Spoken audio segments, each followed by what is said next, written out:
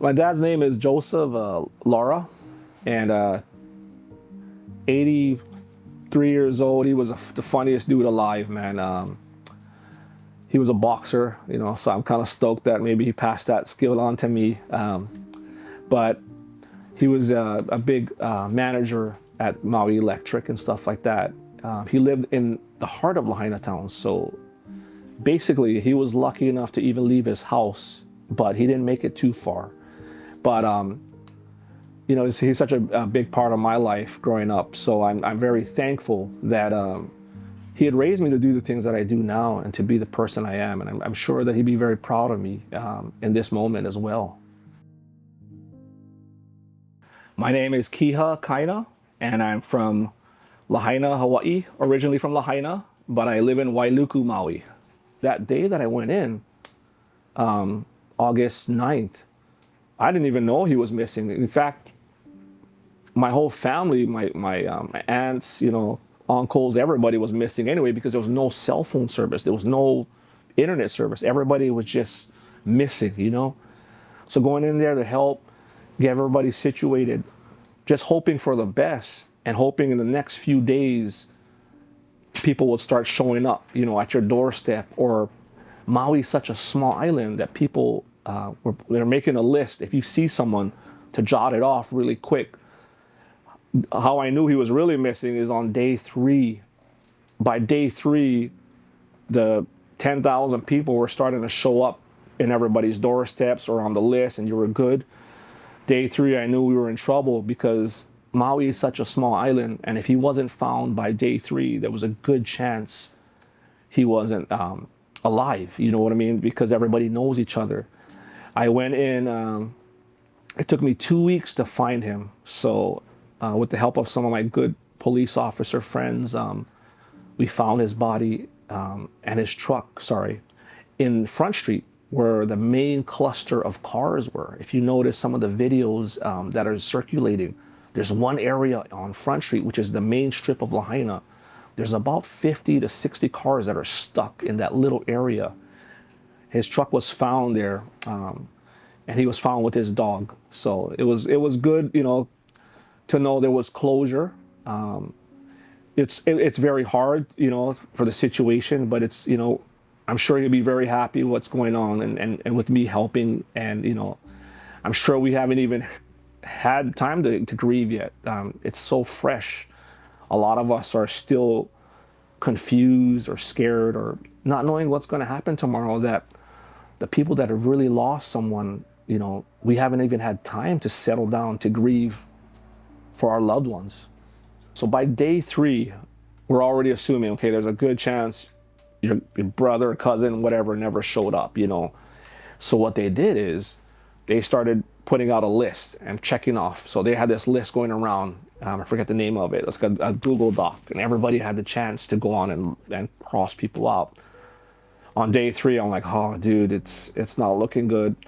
So my sister is like, dude, can you go, if you have a chance, can you go down the only FBI DNA site, where people were posting, if you need to find a loved one, there's a good chance the only way you're going to recognize him is through DNA, because, the bodies are burnt so bad.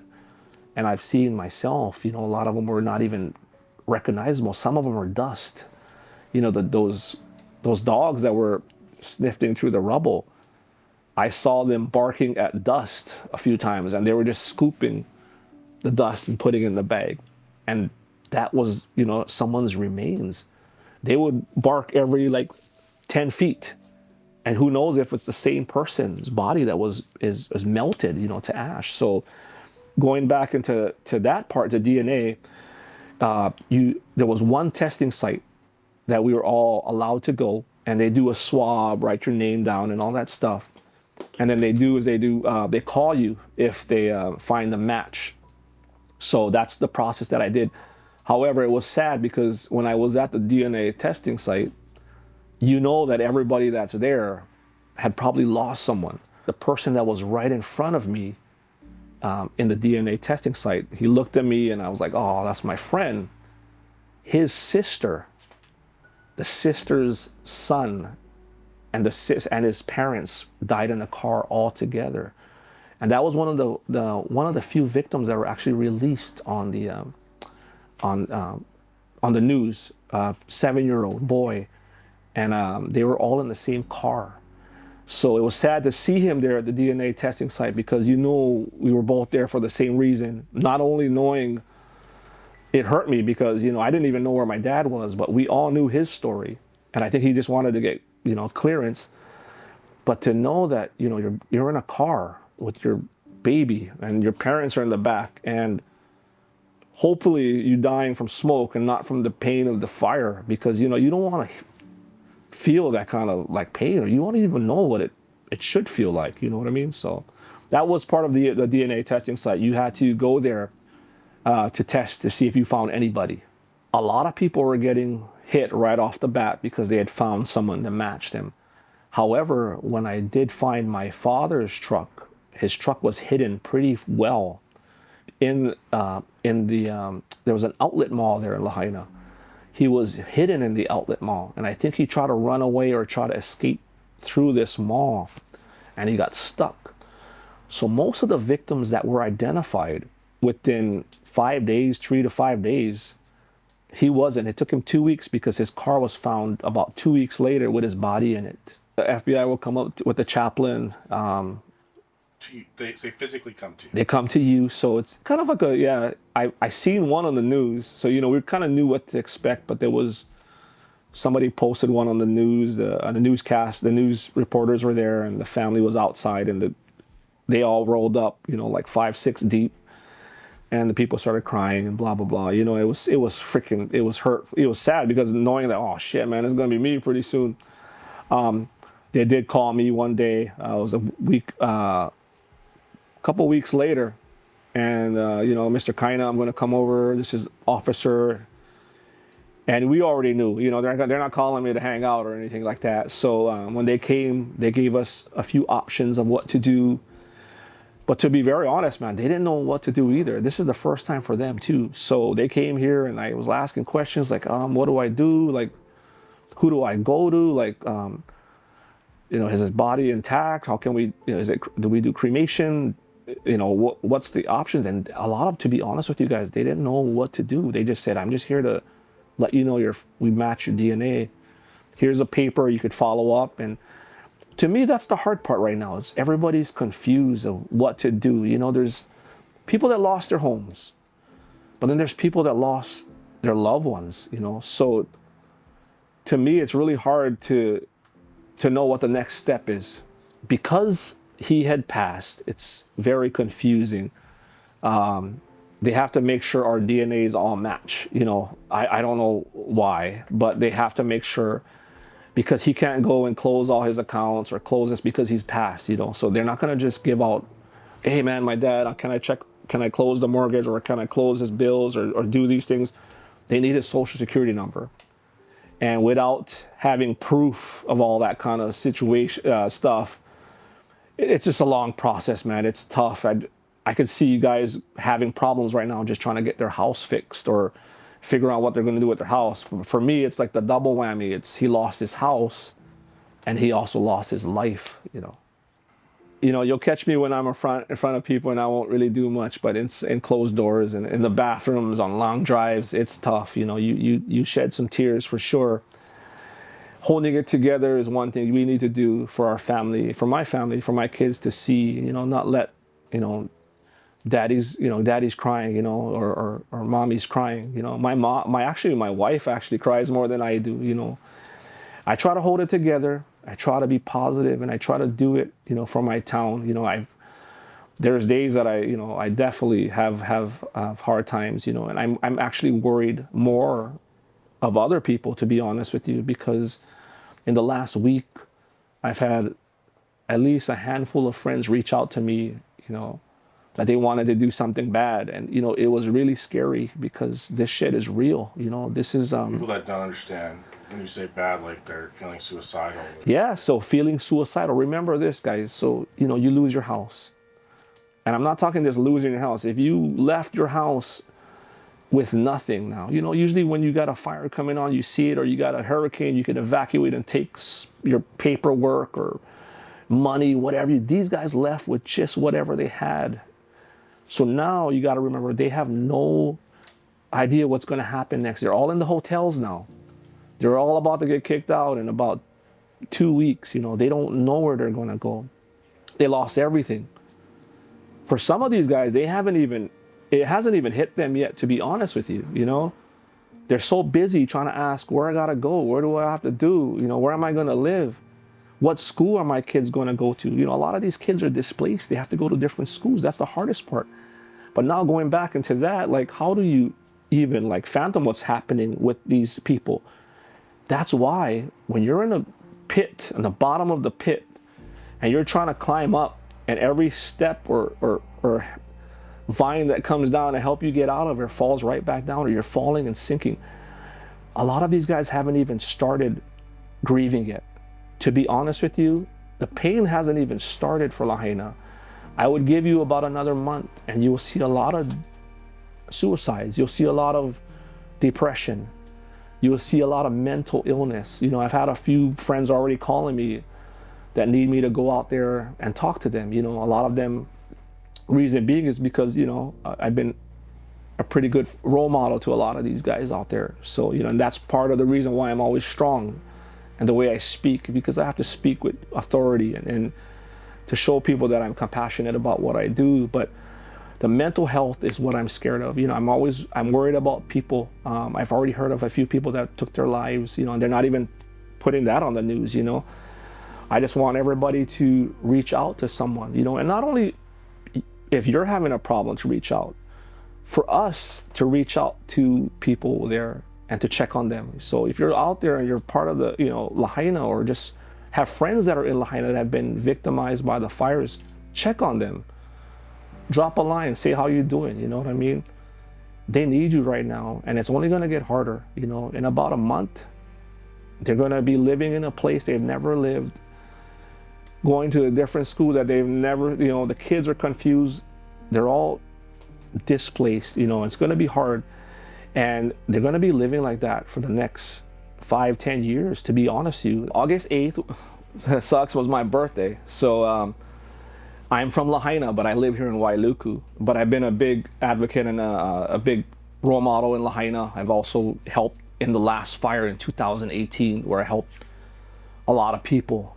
So while Lahaina was up in flames, going on my birthday, looking at my phone, I could see people, you know, posting. And I'm like, dude, I put my birthday cake away, and I was like, babe, tell my wife, I gotta get out there. My people, you know, they're not looking too good. You know what I mean? So with the blessed help of my friends, you know, and a good community that we have, I was one of the first to get out there. We got some boats to go out there to help retrieve bodies, retrieve people that are swimming, because from what we heard, there were about 1,000 people that were in the water because everybody was just fleeing to the water. They had nowhere else to go. That morning when we went in with a few cool of police staff escorts, we saw the fire still burning. You know, this was early in the morning, a day after. And it was sad because there were just some of the fires could have been pulled out. Like, I saw houses that were not touched. And when I drove around the second part to because we're over there trying to help people, now the fire had engulfed the whole house. And it was sad because the Maui Fire Department was so short-staffed. You know, there were 6 fires going around in the whole island of Maui. So not only were they short-staffed, you know, they were trying to do, you know, 500 things for one person. You know, I've seen the fire trucks burn. These guys are risking their lives out there. I felt like that day was everything hit its mark. For the valley, Kauaua Valley is one of the windiest spots in Lahaina. So when they said somebody was saying 60-mile-per-hour gust coming in, I knew it would hit over 100 miles per hour. So that, with the dryness of Maui, there were once beautiful streams and rivers and, you know, sugarcane. Now it's all dry and nothing but brush now. A recipe with that, high winds and helicopters not being able to fly. Short staff of the fire department because there were about 6 fires going around on the same same moment. So there were so much things that hit at the same time. Not having any internet service, cell phone service. So you couldn't get a hold of mom or dad or kids. And remind yourself, kids were off of school this day. So a lot of the kids were at home. So it's crazy to know that how many kids that could be still lost out there. I feel like the media here, you kind of don't want to say all the bad stuff. You know, I mean, a lot of the people that I noticed that have been portrayed or found here are the local people. And as far as I know, there's 2 kids right now, maybe 2 or 3 kids that have been found. But remind yourself, Lahaina is, it's a tourist capital of Maui. So there are so many, you know, tourists that are guaranteed to be lost in this fire. And the children. And reason being, I think they're not releasing it is, you know, children's a sensitive subject, man. You just can't be dropping the names of kids that have been, you know, been lost because, you know, like bad news, it spreads pretty fast in Maui. It's such a small island. When there's a shark attack here, the next day it's pretty much hush hush. You know what I mean? So Why is it hush hush? I think it tourist industry. You know, we thrive on the tourists here. Everything is the market is tourism. So we need tourism. Say you're a tourist coming to Maui and you know you want to go get a suntan at the beach, go surf, and when they put out the shark attack that is portrayed on the news, there's a good chance you don't want to go to the beach. And maybe, you know, 1 out of 10 people cancel their trip. And that's enough to spread some, you know, bad news around there. I'll say a few things about the police department too, man. You know, a lot of people are mad at them for blocking people on the road. You know, I see a lot of videos and stuff like that about them. But you know what, man? I've seen I was out there firsthand. And they were protecting the people. They didn't want to let people go onto huge live power lines, you know.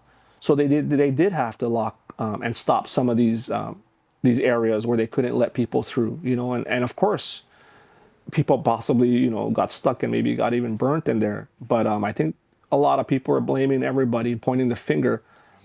My thing is, guys, man, let's stop pointing the finger. You know, the thing is already done. We can't fix yesterday, but we can fix tomorrow. Since my birthday, August 8th, we've been taking out gas, we've been taking out propane, we've been taking out everything you could ever think of. Air purifiers. Everybody's getting sick because of the smoke, you know what I mean? So now I'm like, man, think about all the thousands of kids that have lost everything. What makes a family happy? You know, you think about, how do you make your parents happy? You get the kids happy. You make them smile. So, man, my focus lately, to be honest, has been in giving them hope. You know, I've been a big advocate of helping kids with cancer. So to put kids smiles on their faces, you know, I went and said, hey, man, let's get some Pokemon. Let's get some toys, you know. Let's go to the kids that lost everything. You know, I have so much cool pictures and the little tears of love and joy from these little kids. And when the kids are happy, the family's happy. The mom and dads are happy. You know what I mean? So it might last just a little bit, you know, that happiness. But to me, that's all that matters. So now I'm taking Pokemon cards out. Pokemon cards, a lot of the kids have lost their collections, you know. They've lost everything, guys. So to give them some happiness just for a little bit, it means it's the world to me. I don't want to take any money because, you know, I'm here for the families and for the kids. So if you guys want to send some donations, you could DM me for some Pokemon. You know, the kids need toys. The kids need shoes, you know, and I'm out there every day helping directly. I'm not over there, you know, doing it for the clout. You know, I'm in there for the right reason. So I'm out there every day helping these kids. And I'll post some pictures so you can see all the kids that I've been able to get some cards and toys to, some like toy guns, and you know, everything they can do to make them happy. A lot of these kids, guys, remember, they're going to school in schools that are 20 miles away. A lot of these kids are getting bullied from other kids because they're teasing them because they've lost their homes. So, you know, what my thing is to do is to help the kids. You know, there's right now everybody's going to be moving into different homes right now. So my job is to do to make people happy, make my dad happy, make my town happy, and thank you guys for everything. I just want to say, all my family and friends and all the people that are out there, you guys, please reach out to each other. Please check on each other. Please ask for help. You know what I mean? We're all in this together. We're all confused. We don't know the next step, but we have each other, from day one, when nobody stepped in, when the government wasn't here, we had each other's backs. And from now to the rebuilding process, we will still have each other's backs. So we need to stick together. There's a lot of turmoil right now. There's a lot of animosity towards each other. There's a lot of bad things happening over there because everybody's in a bad place. But we need to come together. We need to be on the same page. We need to trust certain people. You know what I mean? We need to believe in certain people. We need to believe in the government and, let them help us. A lot of them are frustrated. They didn't get money. They didn't get this. But I think as time goes by, we will slowly get what we need to rebuild. It's not going to be an easy process. We need our people to stick together. We need the people all around the world to check on us, to help us if we can. You know what I mean? Stick with helping the people that have really lost. There's so much fraudulent, Venmos and scams going on because this is a huge tragedy. I've seen so much con artists posting their homes or needing money for this. And, there are people that still need money because even though they have a house, they lost their job, so it's valid. But then there's other people that, didn't lose anything and are asking for money. You know what I mean? So my thing is, for my Maui people, man, just keep that aloha spirit alive.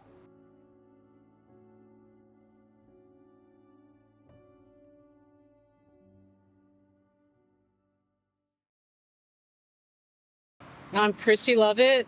I'm the captain here on Maui. I've been driving boats for almost 25 years. So we woke up at about like 4:45 in the morning. The power had gone out and we could hear the wind blowing. So we went down, checked on our boat and the harbor. At that time, a very small fire had started, but they'd gotten it out. Went back home. I kind of crashed for a little bit. No power. Emma, my wife, woke me up and she's like, I'm going to go check on the boat. And I was like, I'm going to go with you because the wind was picking up. It was getting a lot stronger. And so we went down to the harbor and it was even like driving through this area. I mean, we were dodging tree branches and we'd seen garage doors folded in from the wind. We saw roofs ripped off. We saw all the power lines down when we got here. So we go and we're checking on our boat. And that's when we see a boat that I used to drive break free offshore and it's sailing away on its own. It still had the mooring attached. So we got in touch with the owner and, we didn't physically go out and help, take him, but got him out on the skiff. And then he's coming into the harbor. We help him get tied up. And that's kind of when the smoke started happening. And that's when everybody just kind of disappeared. And then there were a couple other mariners that wanted to get out to their boats too, because at this point, we weren't really like super worried about fire. We were more worried about boats breaking their moorings. At that point, I'm in the skiff. I'm driving to some boats that had people on them. And I was like, what is your plan? Are you going to get your boat out of the harbor? And they said, no, we're going to stay and fight for our boat. And the smoke was so intense. I couldn't see at this point. My eyes were burning. And we had no water in the harbor. So how do you fight for your boat if there's no water? And if a fire is strong enough, if you've got a garden hose, that water's just gonna, evaporate. It's like boiling water. With heat, the water won't even do anything. So I just point blank said, the fire isn't going to kill you. The smoke's going to kill you. And they said, okay, we're coming with you. So then got them out of the harbor.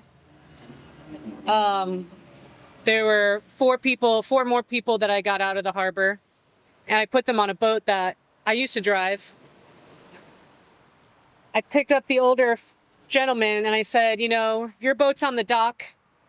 There's fire literally 200 yards from your boat. If your boat catches on fire, it's going to blow up the loading dock. It's going to create this chain reaction of explosions. The fuel dock will explode if this boat's there. And so I bring him in, and I had Lashana with me as well. I bring him into the dock. I jump on his boat. I get his one side. It's a catamaran, so you got to go down in separate engine rooms. He goes in the starboard engine room. I go in the port engine room, get the engines going.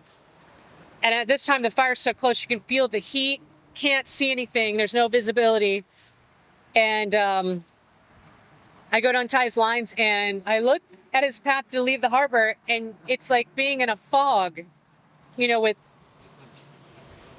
10, 20 feet of visibility, if that. And I just remember saying, go a little to the left so you don't run over the sandbar. And he's like, yeah. So he drives out, he makes it out, and I hop in the skiff with Shauna. And when I hopped in this 10-foot skiff, the smoke was, I could feel the heat on my back. And, we drove out blindly. No visibility. We didn't run aground, but we get outside the harbor, and this mariner is still alone. He's got to hook up to a mooring. So I get a line. I'm helping him tie up. We get him a line so he's able to tie up. And Lashana's like, oh, look. And we see this wall of 6 to 10 feet of sea smoke coming at us. And it's one of those 80-mile-an-hour gusts coming. And I kind of grab on to something. I'm fully expecting the skiff to roll over in this wind. For people that don't know, real quick, a skiff. It's a 10-foot little boat. Dinghy boat? Yeah, dinghy boat. Yeah, 10-foot dinghy. And so I'm fully expecting this little 10-foot boat to roll over. And it hits us. It doesn't roll over, but it immediately killed our engine. And she's like, the engine's dead. And so I'm opening the compartment where I'm checking all fuel lines. She's trying to start it. I'm, making sure all the fuel lines are hooked up. We're checking the prop. We're checking just everything that could possibly be wrong with it. And I think water from that 80-mile-an-hour gust, I think something got into the cowling and just snuffed out the engine. And so at that point, we're adrift, and we're in a life and death situation. 80-mile-an-hour winds. No one should be out on the ocean in 80-mile-an-hour winds. It's hard to explain. Just, we should not be out on the water and that stuff.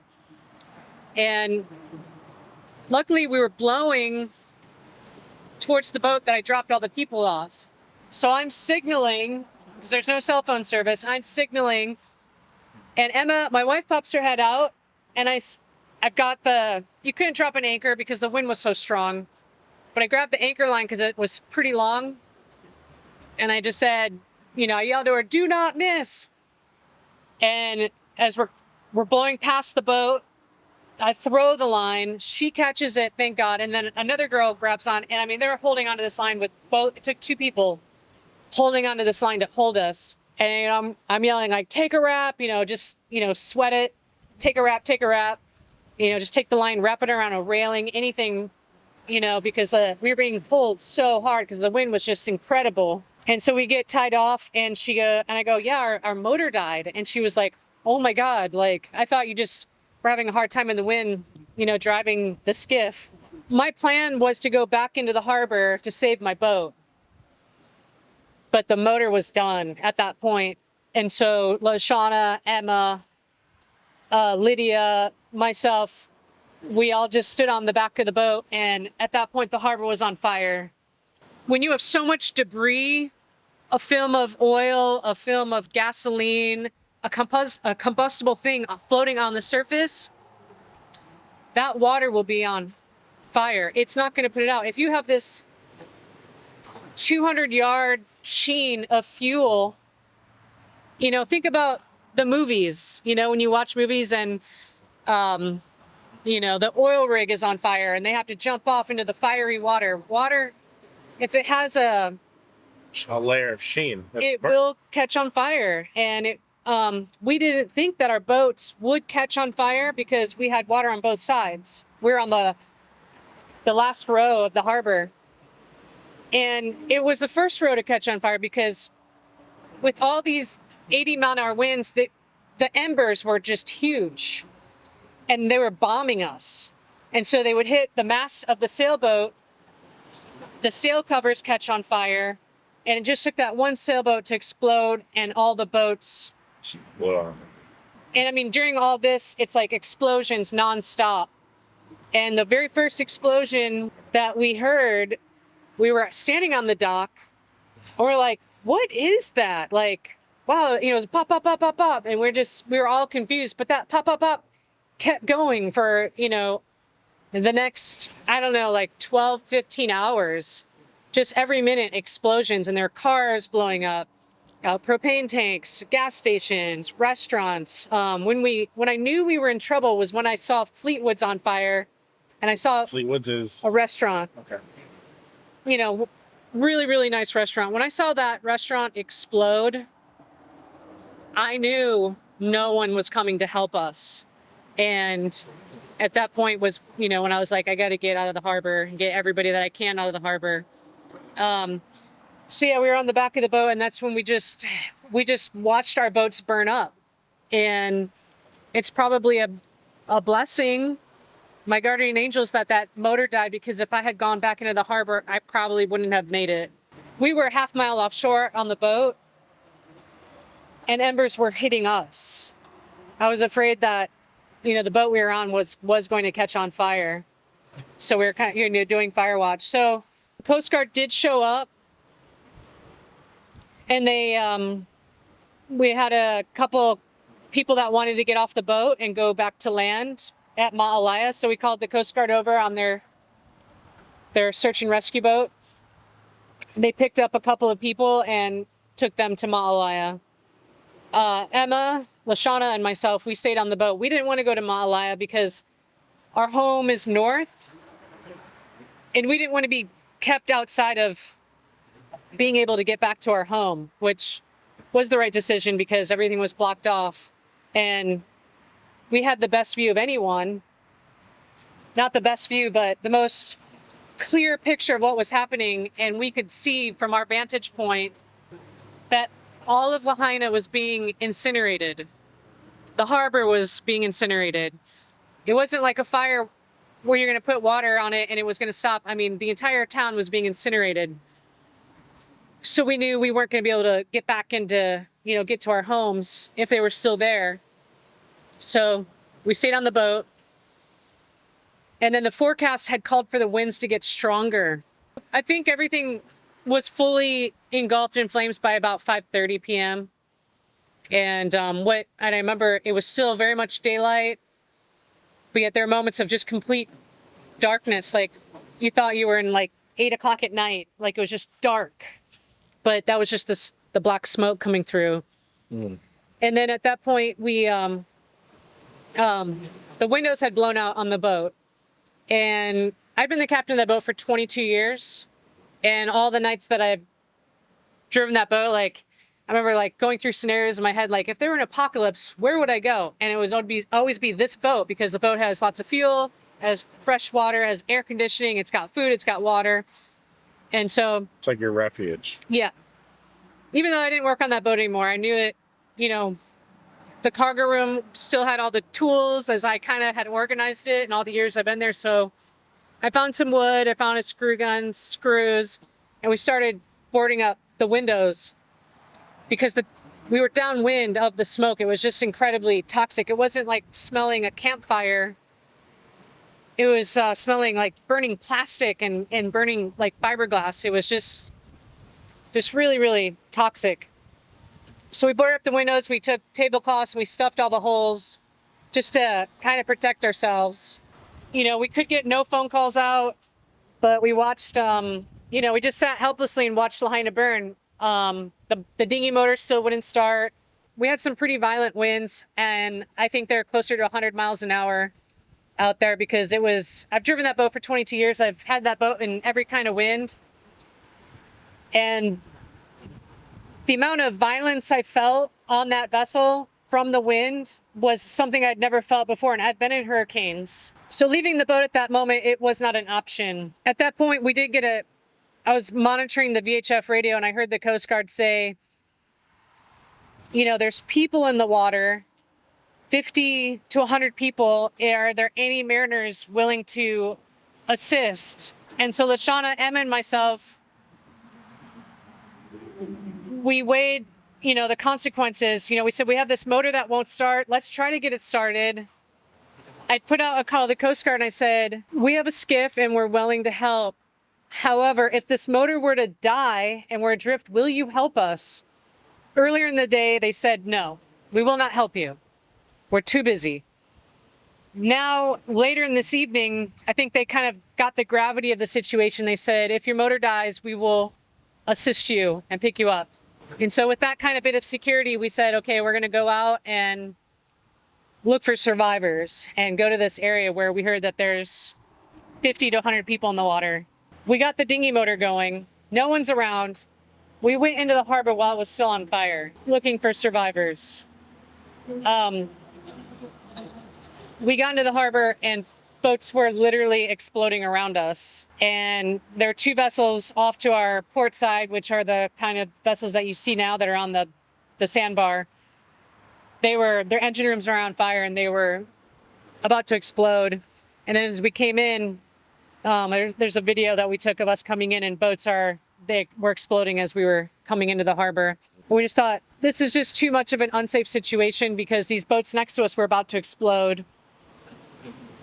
And then the wind picked up again. And then we're in this little skiff in these 80-mile-an-hour gusts.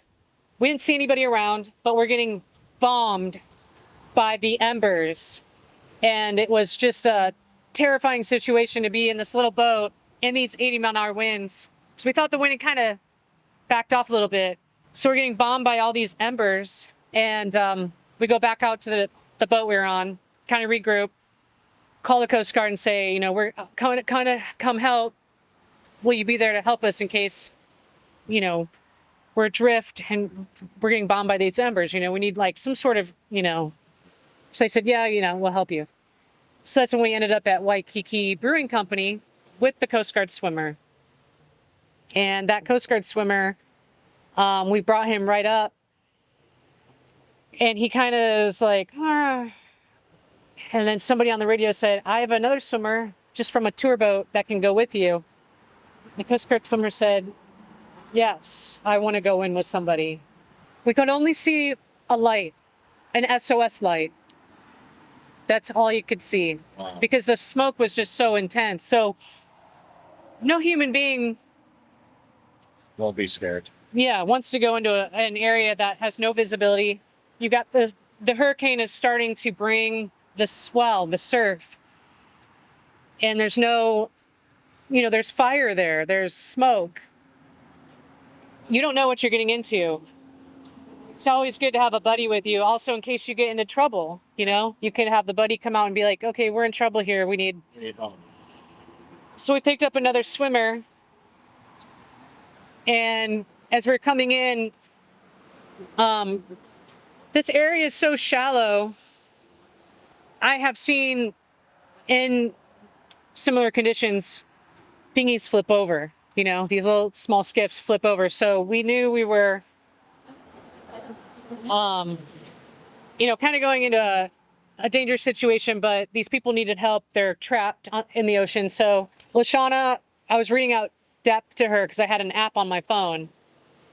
And so we made the decision, we don't want to go in more shallow than 8 feet because the swells were 4 to 6 feet. And so you lose that amount of water. If our dinghy were to run aground, we'd lose our motor and the dinghy would probably roll over in the surf. So we're not an asset if we're disabled, if the boat is disabled. So I was reading up depths and we made a decision 8 feet was the shallowest we'd go, but I lied to her and I told her we're in 8 feet, but we were really in 5 feet of water. So we had to get in close because this reef sticks out 1/4 mile. So we dropped the swimmers off. They go in, there's no communication, there's no light. And we're just kind of, Drifting around right there. No, the current was ripping. And the current was 1 to 2 knots. It was so strong. We're trying to hold station with the SOS light. And we had a tree on land. We called it fucked up tree because it was burned and at a weird angle. So that was our landmark to keep us on station so that when they started to swim out, we would be right there. We see a little movement. I said, okay, I think that's them. So we go in really, really shallow, more shallow than you want to go. And Emma grabbed, the kids, pulled the kids on board. And then, we told the swimmers, hold on to the boat because we had to abort out of there pretty quickly because we were so shallow. And she still thinks we're in 8 to 10 feet of water and we're probably in 4 to 5 feet of water. So then we start to back out and, the waves are breaking. We back out and we're in safe water. And then we went over to the Coast Guard vessel, which is like a quarter mile to half mile away. Cruised over, dropped the kids off, and got them. How were they, by the way, when you guys They're got the boat? terrified. The little girl was terrified, and then her older brother was, trying to be a tough older brother and just, kind of trying to be cool and calm. But the Coast Guard's orders were kids first, so the parents were still on shore. And of course, kids don't have body fat like, we do. So you want to get the kids out of the water because hypothermia, even though you're in Hawaii, it's a real thing. At that point, the Coast Guard has an idea. We're going to 2 by 2 bring everybody out. And that just didn't seem like the way to go. So 40 trips, that's not. With everything going on at Yeah. the moment, was it going to be? So then we see, remember, we have a good view of everything. We see flashing lights and we tell the Coast Guard, how about there's no fire in this section, walk them down the beach and get them to those flashing lights where the fire trucks were. Fire trucks finally showed up and they have to do their decision making. It took a long time for them to kind of like say yes, but then that's what they did. We took the swimmers back in shore. They said, basically there's help here on land. We don't have to swim you out. So they walked the survivors down the beach to the waiting fire trucks where it was an area that it didn't get burned at Mala. So they walked them down to that area. Wow.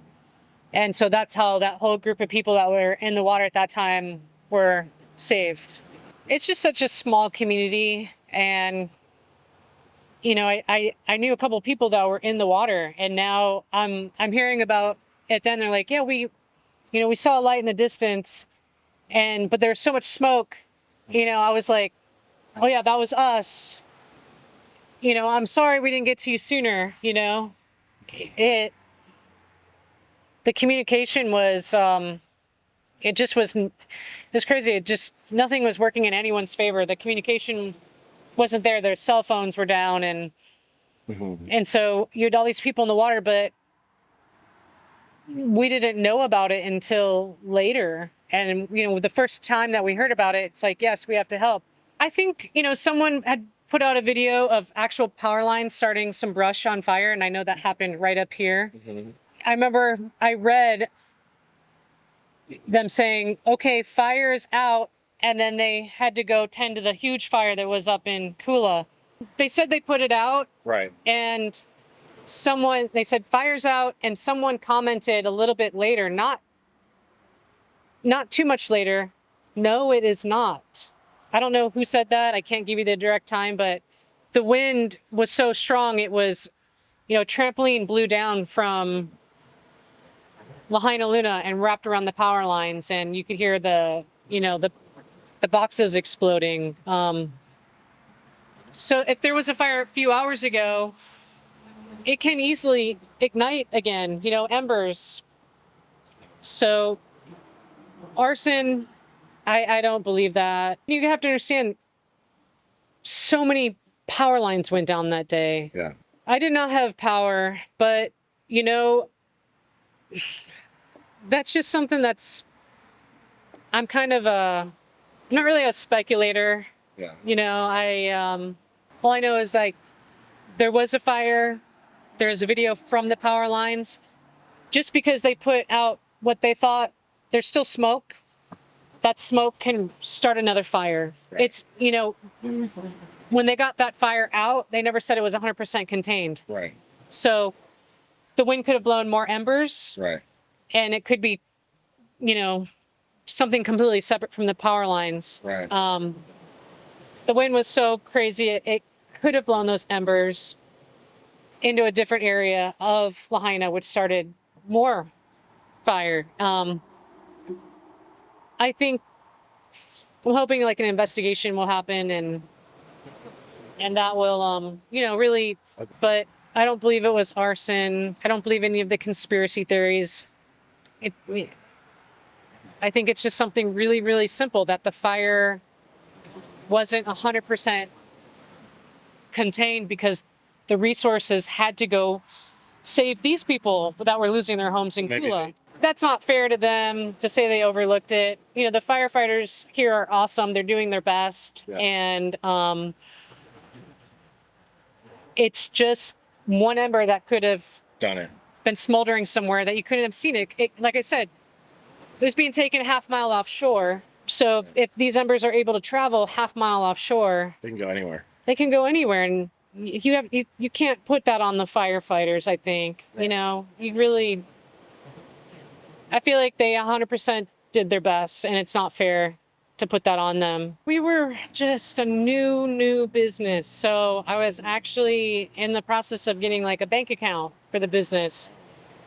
And we were in the process of, basically it was just me and a few other people.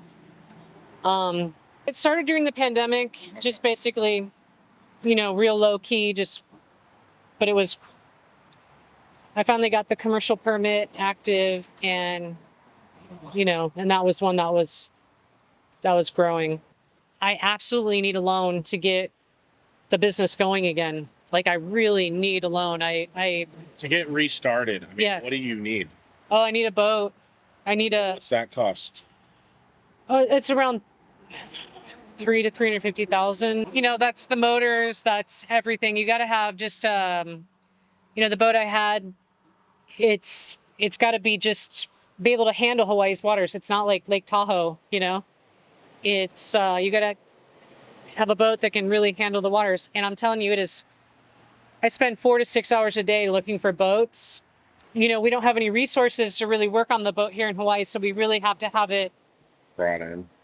turnkey, ready to go. I was able to fix up and restore the boat that we had, but that's not possible right now because the resources have burned down. All my tools, I don't have tools. They all burned up. Luckily, I have all my receipts, and I get that people call in to the SBA and they do lie, and I get that they have to, really weed out people and make sure they're legitimate, but we just kind of talk about what was lost and specifically what was lost. So, And does insurance help at all, or? The insurance company is, they didn't insure my boat for the proper value. So I'm basically, I got insurance on just the one boat and then very small insurance policy on the other boat. The other boat had no insurance. So it's not like I can't use that insurance money and get a decent boat. It's not enough. It's less than half the value of the boat. It's one of those things where I feel like they want you to give up. Like, I feel like they want you to give up, and like the SBA and FEMA, I feel like it's almost like it's such an exhausting process. Trying to tire you out. That's what you feel? I kind of feel that way. And because I find myself and I find people that I speak to, we're all just so frustrated. It's really plain and simple. There's I had to actually send a picture of my boat about to burn to the insurance company. Isn't that crazy? It's like my boat burned up. Wanted that? Yeah. They said, we want proof that your boat was actually there. And I'm like, well, here's a picture that was on MSNBC where it's literally 5 minutes away from burning up that someone happened to take as they were running from the fire.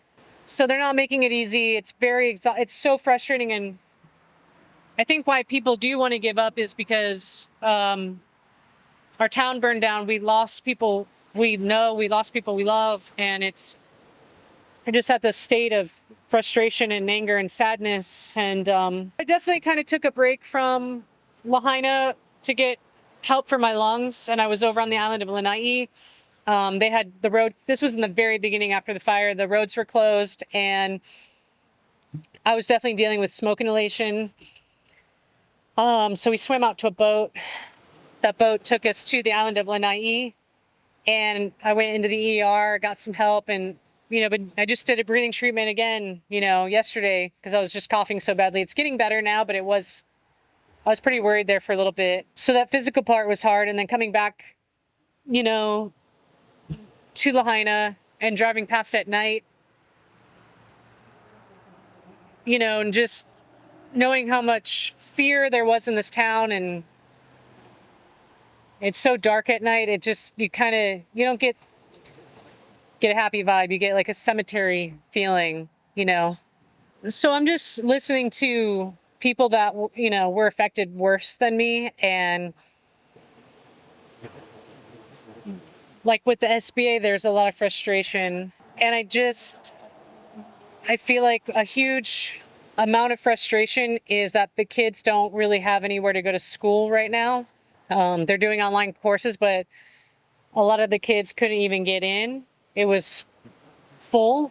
So that's definitely, I feel a lot of frustration for so many people. And, they do have some websites up that are very informative, but I just happened to find them on accident, these websites that are kind of telling the phases of cleanup. Yeah, and it's like, during COVID, I feel like the mayor communicated a lot. And I just feel like there hasn't been that much communication.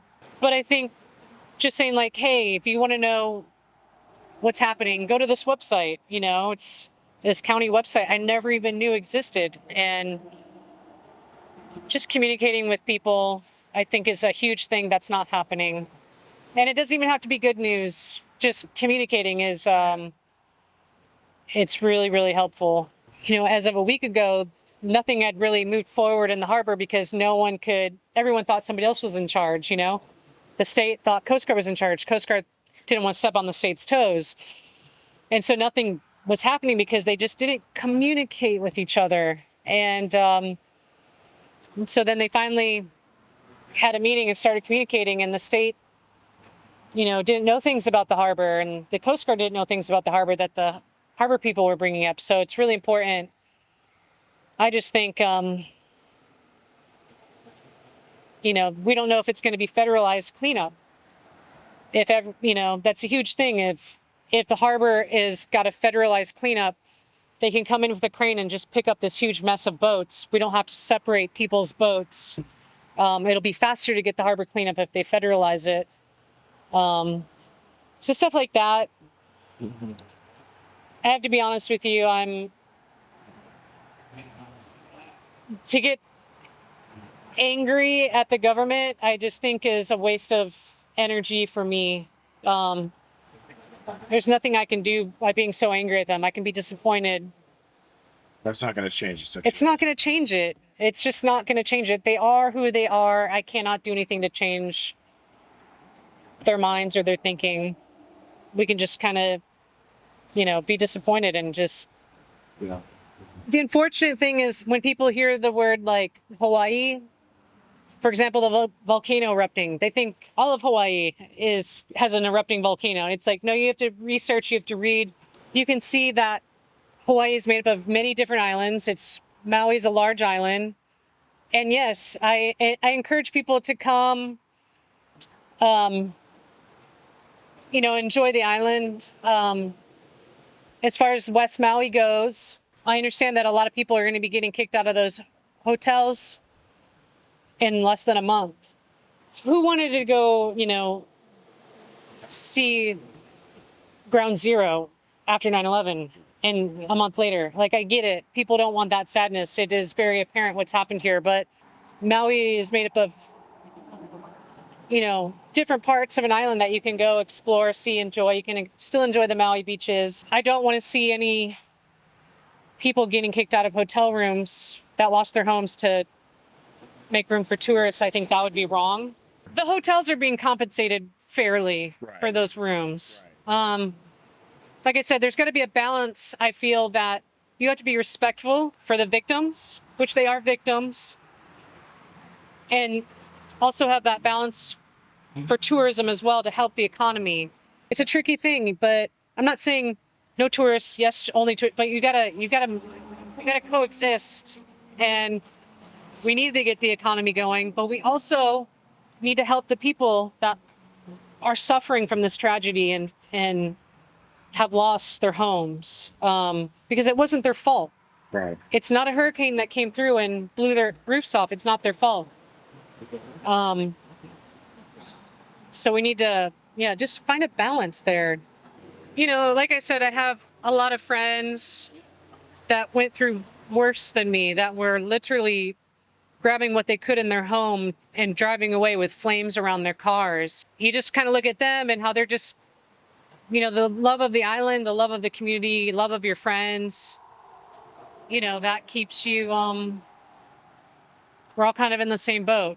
We did set up a GoFundMe because I did absolutely drain my bank account to invest in this business that I started. Right.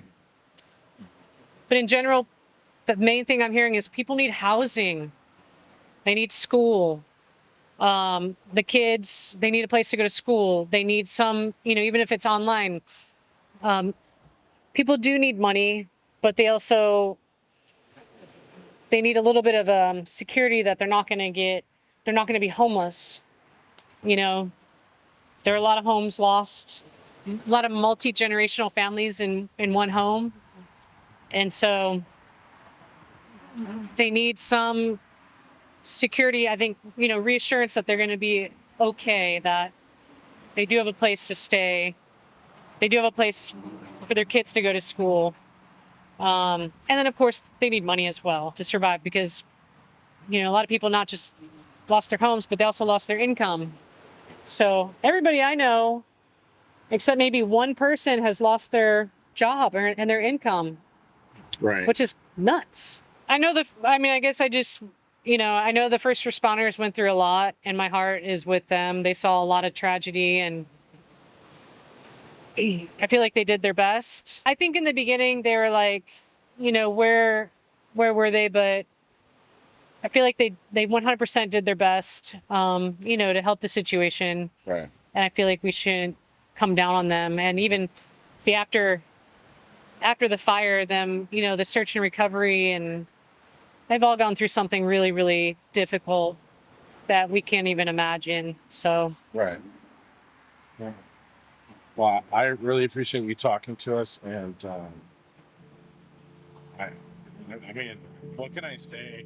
You know, I just wanted to thank everybody for keeping, you know, for watching. I know it's, you know, from what I know, it's the worst disaster ever in U.S. history. And, you know, I thank everybody out there. You guys are a huge part of helping us rebuild and recover and giving us all the necessities that we need. There's so much people out there. I mean, everybody from not only in the U.S., but around the world. We have got so much support from you guys, and we thank you guys. We thank you guys from the bottom of our hearts. You know, a lot of you have been to Maui. A lot of you have walked the shores of Lahaina and seen. So a lot of you have a special place, that little special place in your heart, you know, for Lahaina. And for all the donations, for all the love, for the prayers, you know, we are very blessed. We're very thankful for you guys.